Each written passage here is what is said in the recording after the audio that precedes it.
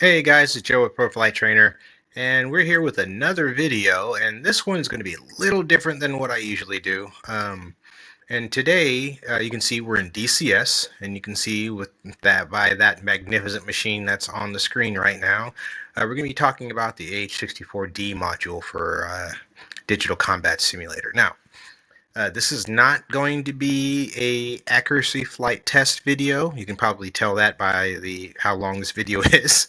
It's much shorter than my usual accuracy flight test videos.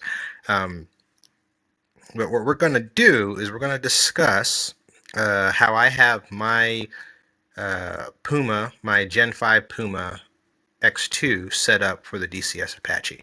The reason I'm doing this video is because I was asked by a couple people to do it because the Apache has a kind of. I'm pretty familiar with the H-64, the actual aircraft. I've been flying it since 2005, so I know my way around it a little bit. So I was asked to show how I have my flight controls set up for the H-64 in DCS World. So we're going to look at that real quick, and we're going to show you some things here in the game, and then I'll actually take you step by step through my button assignments in a way that's a little bit more clear, if that makes sense. Okay, so first thing we're going to do is we're going to go to options, and we're going to go to controls, and we're going to start with we're going to go to the H-64 back seat, so the pilot, and we're going to go to axes. So if you've seen any of my other videos, setup videos for the PUMA Gen 5. Some of this you've probably already seen before, but if you haven't, you already have your Gen 5 set up, and you just want to get some insight on how you may want to set up your PUMA for DCS, you're still going to need to hear some of this stuff. So first things first, we're going to go to the rudder axis. I don't know why they insist on calling the anti-torque pedals a rudder, but you want to make sure this says RX, okay? Joy RX, that's the axis you want.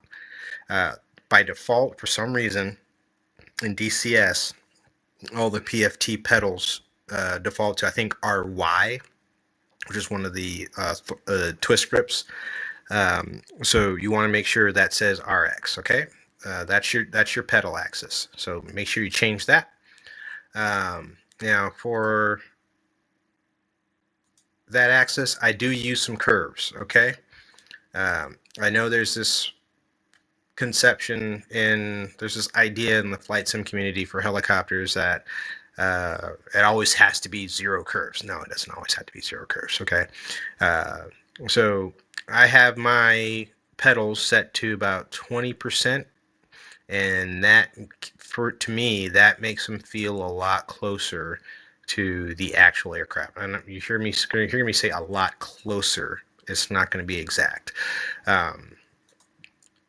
Also looking at the collective axis, looking at that tuned, we're also going to see some curvature here. So I'm using about 14% curvature on the collective. Okay. Cyclic curves, I'm still playing with that to try to get it to where I like it. When the model first came out, I had the cyclic curves and pitch and roll all the way up to 20%. But that was it gave me more realistic hover performance because the H-64 is a very stable airframe at a hover. But in cruise and maneuvering flight, it was really slow. It was weird. So still trying to figure that out. So right now I have my curves for cyclic and roll, or for pitch and roll. I'm in bouncing back and forth between 0 and about 5%. I haven't really. It's been a little while since I've flown a D model. I fly E models now, which they handle slightly differently, but still trying to get it to where I actually really like it. I had a discussion with the guy who helped out a lot with the flight model, and he's a good dude. He's an Apache pilot. I know him pretty well. We talked together, and I understand his methodology for how he developed the flight model. And it's a sound methodology. But in order to translate that to a PFT with a full set of helicopter flight controls, we have to make some compromises. So we had to. That's why I started messing with these curves. So you're going to want a little bit of curve on the collective, otherwise you're going to end up in outer space and over torque really, really easily. So I recommend about 14 maybe. I mean, if you just like to even it out, maybe 15%. 20% I found was a little bit too much and less, and it caused some really bad delays when you're at a hover. And less than that, the collective was way more responsive than it should be. Same with the pedals. Pedals really needed to be calmed down when using the PUMA Gen 5. I didn't test it with the Gen 4 yet. I probably should. But for pedals, yeah, definitely want to add some curves on the pedals. Otherwise, it's all over the place. And it definitely didn't feel natural to me. With the 20% curves on the pedals, it felt closer to what the actual aircraft feels like. Okay. So that's how we set up our axes. The next thing we're going to do is, and this is important, we're going to go, I think it's in special. Nope, it's going to be in nope, it's going to be, where is it? Oh, yeah, it is going to be in special. So I'm going to go to the special tab, click H64 and cyclic trimmer mode and pedal trimmer mode. These are important settings if you're using the PFT. All right, so it does not default to this. You have to set it. So you can see there's 3 options here. Like instant trim for force feedback joysticks, central position trimmer mode, and joystick without spring and force feedback. That's the one you want. Okay, that's the one you want. And then you want pedals without spring and force feedback. These other two, they're going to get, it's going to make flying the 64 unnecessarily difficult. Okay. So these are the settings that you want. Now, when talking about force trim, I'm going to be honest with you guys. In DCS and most flight sims for helicopters, I don't use it. I don't use it at all because simulators don't do a good job, in my opinion, of replicating how trim works in a helicopter.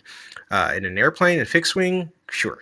But for a helicopter, it just doesn't, because the principles, the end result is the same, but the principles and how the trim works are not. So in an airplane, fixed wing aircraft, you're trimming the flight control surface to ease back pressure on whatever controls you're using. In a helicopter, you're not trimming a control surface. You are basically adding tension in the opposite direction via maybe a mag brake or a spring tension system, something like that. And if you have your friction set correctly on your PFT, on your PUMA, you don't need force trim. That's right, I said it. You don't need force trim in DCS to fly the Apache. So if anybody says otherwise, well, I don't care. I don't even know why I said that. Anyway, another thing that you might want to look at is weapons trigger guard enable. You don't need that. Nobody needs that. I don't know why they put a weapons trigger guard in here at all, because it's not like a switch. So in the actual aircraft, the trigger guard is just this, it's a cover that covers the trigger and you just slide your finger underneath it. Why you need a button for that, I don't know. So I'm glad they gave you the option to get rid of that. If they ask me, they can just get rid of that altogether because it's just unnecessary. And the other things really don't have much to do with flying. Well, I leave that the George AI handover. That's kind of useful, especially if you're flying by yourself and you're switching back and forth between the front and back seat. Okay, so that's all we need for that. So again, these two options are very important. Otherwise, it behaves much differently. Okay, now we're going to come out of DCS, and I'm going to show you how I have my buttons assigned. And I'm going to do it in a format that's a little bit easier to understand and to visualize than all of these menus. So I could run you down the list here, but that really doesn't help you out. I mean, so we're going to go to a format that's going to be a little bit more conducive to understanding how I have this set up. Now let's talk buttons. Okay, so if you haven't seen the other setup videos, you may not be familiar, or you may have read the manual, so you are familiar. But if you're not, we're going to go over a couple basic things about the Gen 5 PUMA X. So the green buttons here on this diagram, those on the collective, those are the ones that are not affected by the zone switch. Okay, so if you look at down here, you have your three zones, zone 1 and what we're calling zone 0, or what I'll refer to as the zone switch in the center position, and then zone 2. You'll see those three zones give us 3 sets of buttons on the cyclic and collective. So you can see the methodology here. So zone 1 shown in blue, that gives you buttons 11, 12, 13, 14, 15, and 16. Zone 0 gives you buttons 1 through 6. And zone 2 gives you buttons 21 through 26. And so you can see the methodology here. If the number starts with a 1, it's a zone 1 button. 0, it's just your normal single digits numbers. And if it starts with a 2, it's a zone 2 button. Okay, so when you're going back and setting these up as a quick reference guide, you can know which buttons are in which zone. Right now, the green buttons or the green switches and hat switches there, those are not affected by the zone switch. So no matter what position, zone 1, center, or 0, or 2, rather, excuse me, those are always going to stay the same. Okay, so you've got 2 switches up here at the top of the collective, and you've got 2 hat switches, one with a raised hat and one with one that is depressed. Okay, so that's how you can tell the difference by feel. The one closest to your body is going to has a divot at the top, whether the one furthest away from your body comes more to a point. Now both of these hat switches, 4-way hat switches, have a what I call a Z-axis. That's what we call in my community, a Z-axis. So if you press down on them, it acts as a button. Okay, so that's going to be button 31 and 32. So we're going to go over how I have my button and switch assignments in set up for the DCS Apache. Now, my methodology for this is twofold. One, I'm setting up the buttons that I use the most in the real aircraft. So the ones that I use day to day. So some of those you may not need as a DCS player. Okay, so a lot of the stuff I do is training and emergency training. So some of these switches you're not going to need. You can map them if you want to, but you may choose to map some of these to something else, and I'll let you know what those are. So, if you're using nothing but a PUMA Pro Flight Trainer, I don't know why it's so hard to say right now. This is how I would set up your controls to make it as close to the real aircraft as possible. So, looking at buttons, starting with buttons 9 and 10, those are going to be your engine start switches. Okay, so in the United States Army, at least, the left side is always your number 1 engine, and the right side is your number 2 engine. We don't use port and starboard. Those are Navy terms. If we're going to use something other than number 1 and number 2 side, we just say left or right. I know a lot of aviation slang and jargon comes from the nautical database of slang and jargon, but we didn't import that one, at least not in the United States Army anyway. I don't know about the other services. So I have those mapped to those. Now, another thing you're going to need, and we'll talk about this later on, that I have in Zone 2 is buttons 25 and 26. Those are going to be your idle and off buttons, and the real aircraft doesn't have that, and I'll explain that later when we get to Zone 2 discussions. Okay, moving on to the 2 hat switches. We'll start with hat switch on the right, or on the number 2 side if you're using Army pilot jargon there. I have that mapped to the cursor button. So moving the cursor up, down, left, and right, that's going to move the cursor on your MPDs. Now that's super useful, especially on the TSD page while you're flying. And using the Z-axis, you can use that for cursor acquisition or cursor selecting on your TSD page or any of the MPD pages. All right. That's super useful. On the number one side, hat switch, I have that set for two things. So these are in the actual aircraft, these are two switches that are close to each other, but not the same. But I have them combined on the same switch because I can. That's one of the useful things about this hat switch, because it gives you 4 positions plus a button press to use. So starting with buttons 18 and 20, that's going to be the left and right. I have that set for my bore sight switch and my polarity switch.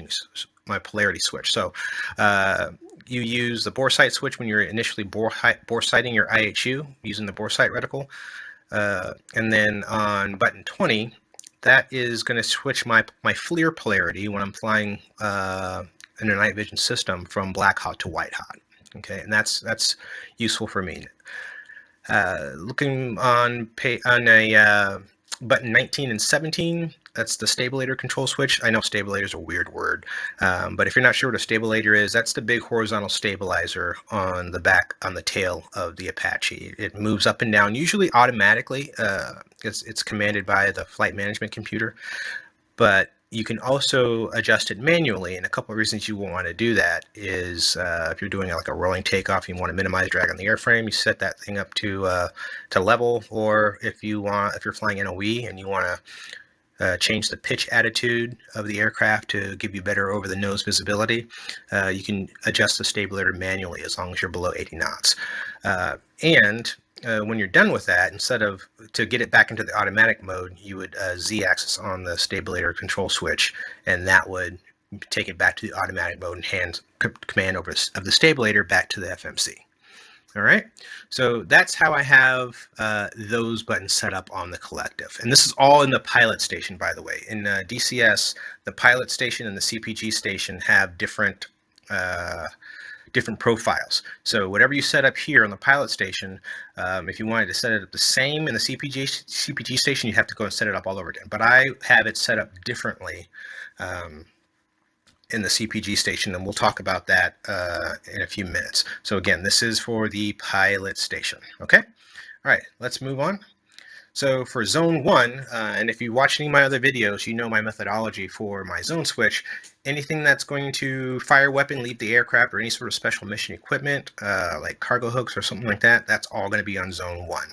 That's my methodology. You don't have to do that. You can do it however you like.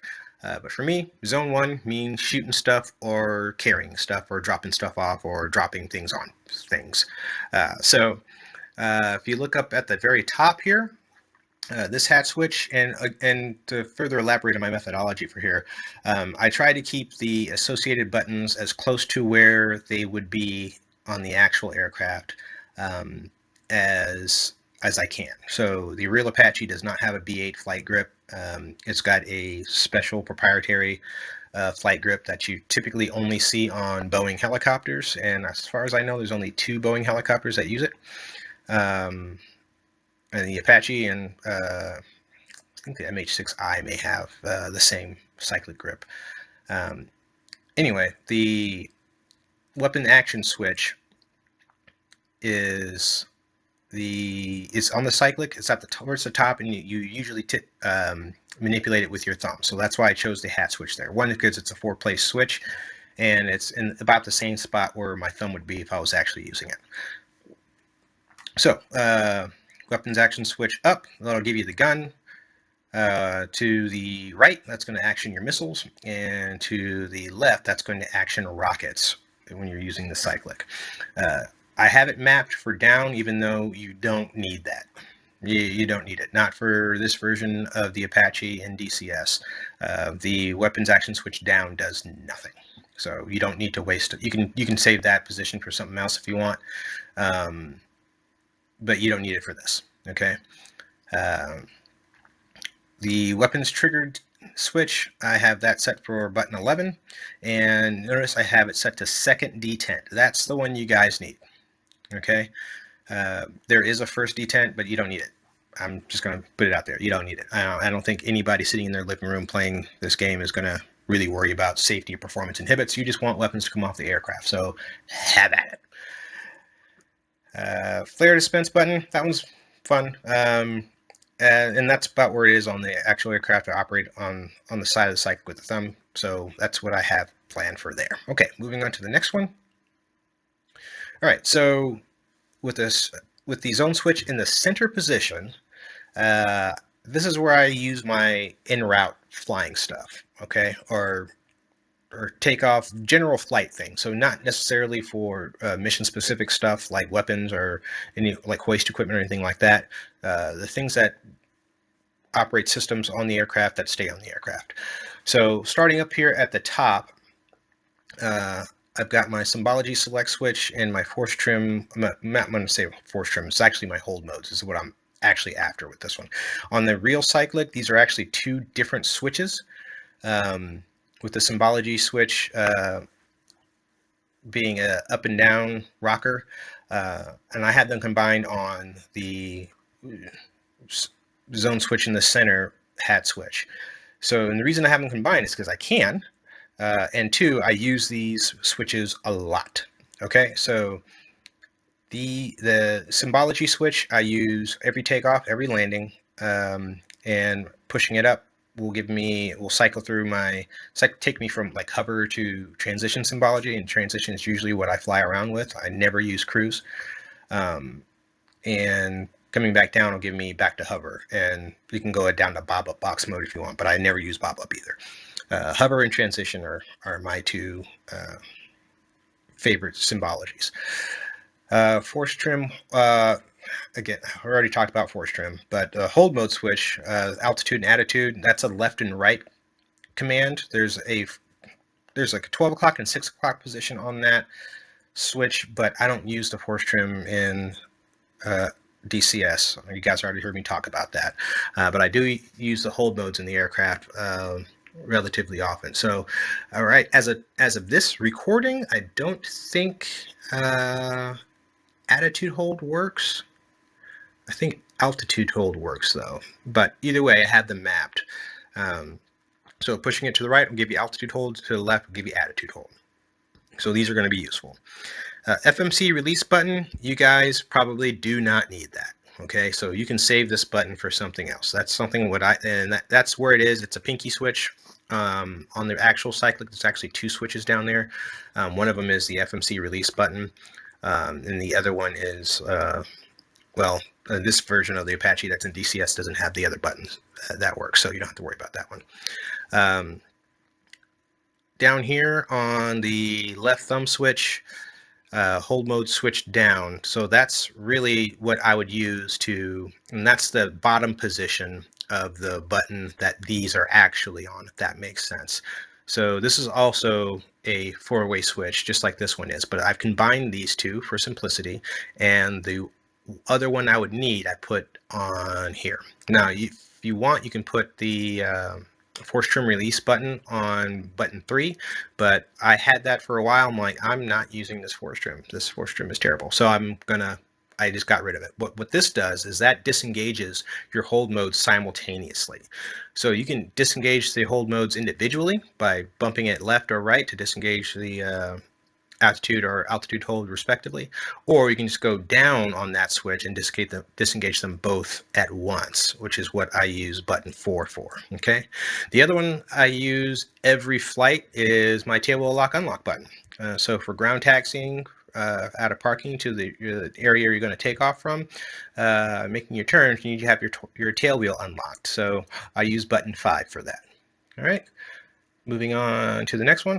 All right, so we talked about this a little earlier. So the off idle button here, so that's not really a button in the actual aircraft. So what you're doing when you're starting the real aircraft, you have two power levers. The Apache doesn't have any throttles on the collective itself. You have a power lever quadrant on the left side. So what you would be doing is lifting up on a detent, idle detent, to allow the throttle to move from the off to the idle position. Then you release it, and then that detent prevents the throttle or the power lever from moving inadvertently from the idle to the off position. That keeps you from accidentally shutting down your engines if you don't mean to. Okay, so what this does, since the PFD doesn't have a detent, and most controllers that people are using don't. I think the Thrustmaster Warthog throttle does, and it actually works for that purpose in DCS if you have one. But what this will do is we hit this button and it will simulate breaking the power lever from off to idle. And once you get it from off to idle, then you can use your twist grips on your collective to take the throttle or the power lever from idle to fly for takeoff. Okay, so that's how that's used. So I have button 25 set to my number 1 engine and button 26 set to my number 2 engine. All right, so that's how I have my pilot station set up. G station, it gets a little bit trickier, but it's still doable. Now it's trickier because the CPG station has what's called has the TDAC. TDAC's an acronym. We're not going to go into that, but it's got 2 handles on either side of a center screen that you can use for targeting, searching, and all that fun stuff.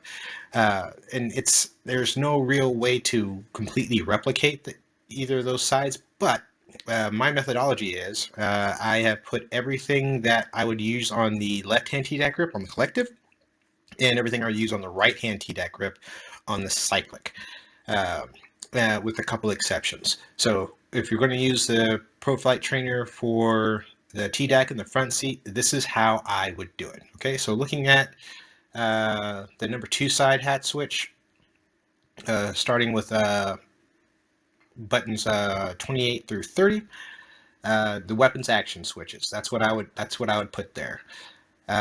And keep in mind, in the front seat, especially for things like rockets, the rocket action switch does something different. Not really something different, but it's different than actioning the rockets from the Cyclic. So if you have, so when you're doing this, make sure you know which one you're using. Because if you action the rockets from the Cyclic and the pilot action from the Cyclic, instead of taking you into cooperative mode, you're just going to take the rockets away from the guy in the back seat. So make sure you have this set for your TDAC grips. That way, if you're flying with somebody else online, you guys want to shoot co-op, you can do that. So you would action the rockets from the TDAC. Moving to the right hand, that's for your missiles. Top, you'd go for the gun. So that's all good. Now, 31 is my weapons trigger switch. So that's pressing down on that hat switch. That's going to release weapons. It's going to fire missiles. That's going to fire the gun. Because in the actual aircraft, the trigger on the left TDAC grip is your weapons trigger. Okay, not on the right, like some people would assume. And again, I use second detent. I don't use first detent in DCS. I don't need it. Moving on to the number 1 side hat switch. Looking at this is where I have my field of view switches. So wide, medium, narrow, and zoom for the FLIR, and medium, narrow, zoom for the ATV. And then button 32, I'm using that as my store switch. So when I find something interesting, I want to come back and look at later, or I want to get a grid for it to send to another aircraft, I would get a good range to it, and then I would store that with that button, and that's going to be really useful on your virtual battlefield. All right, moving on to zone 1. So the manual tracker, there's really 2 ways you can do this. Okay, so I have it set up for the hat switch as displayed here, which is kind of hokey because moving the tabs around, it makes it a little bit more difficult, because you have to pan left and then pan down if you want to move left and down, or pan up and then right if you want to move it up and right, because it's just a four-way switch, right? Another way you can do it, which you have the ability to do in DCS because the front seat controls and the back seat controls are assigned completely separately, is you can assign your, and they say manual tracker, I call it the thumb force controller because it's on the right hand TDAC grip and you use your thumb to move it around. It's a pressure sensitive inverted hat switch that you use to manipulate the TADs. So another way you can do this is to assign those axes, so the pitch and so the up, down, and left, right axes of the TADs to your actual cyclic. Okay, and that would make it much smoother, so you can move it up and down, up and right, down and left, in one fluid motion. Now, if you're going to do that, you're going to need some curves, because otherwise it's going to be way too sensitive. So like I'm talking curves like 20 to 50% to calm that down. Otherwise, you're going to be slinging that camera all over the place, and it'll be hard to target anything. Okay. Oh, we're going to go back. One thing I forgot to mention. Something I would think about putting on one of these buttons, either button 5 or button 6, is your linear motion compensator, your LMC. I don't use it in DCS because I'm not a huge fan of the way they implemented it. I haven't used it in a while, so there's been a couple of updates since then, so they may have gotten the LMC under control. But I would assign one of these buttons to the LMC. Because it's on the left-hand TDAC grip. All right, back to zone 1. We talked about the manual tracker FLIR polarity switch. I have assigned to button 13. That just changes it from white hot to black hot, just like in the when you're using the PINVIS or the NBS, only but for FLIR. The laser trigger, use second detent for button 11. If you want to use first detent for just like ranging, you can. You probably don't, because you'll get ranging information with the second detent. But sometimes you don't want to engage the some of the things that go along with going to second detent with trying to get range. So you could use button 12 for that if you want to use because you can't use you don't really use first detent for any sort of designating, so you're not going to get coded laser with the first detent. So you can use button 12 for the first detent, but I don't have anything assigned to first detent. I just use second detent for everything because it's DCS. It's not real. It's not real at all. Slave button, use that a lot. So things I stored with button 32, I can now make my acquisition source and slave my sensor to it. So I use that button quite often. And then over here in zone 1, button 5, I have assigned my sensor select switch. So they'll switch me back and forth between FLIR and day TV. And they just call it TV here, but in reality it's called a day TV, but they simplified it for whatever reason. Okay, I don't have anything assigned in zone 2 for the front seat station because I didn't need to. With the buttons I've shown you guys here, you should be able to get out on that digital battlefield and do some damage and blow some stuff up. So this is one way to do it, really. And this is how it makes sense to me as an Apache pilot. It may work better for you guys somewhere else, a different way. So don't worry too much about it. And some of you may not even want to use your ProFlight trainer for the CPG station, and that's okay. But if you wanted to keep everything the same when you switch back and forth, this is how I would start. I would use this as a base, and then adjust from here to figure out what works for you and what's more comfortable for you. I mean, you may not want your LRFD on your right side. You may want your weapons release on your right hand side. I don't know. You guys do whatever you want. I'm not going to come check. So hope this video was helpful for you guys. I hope you're enjoying your ProFlight trainer PUMA Gen 5, and I hope you're enjoying DCS. And we'll see you next time.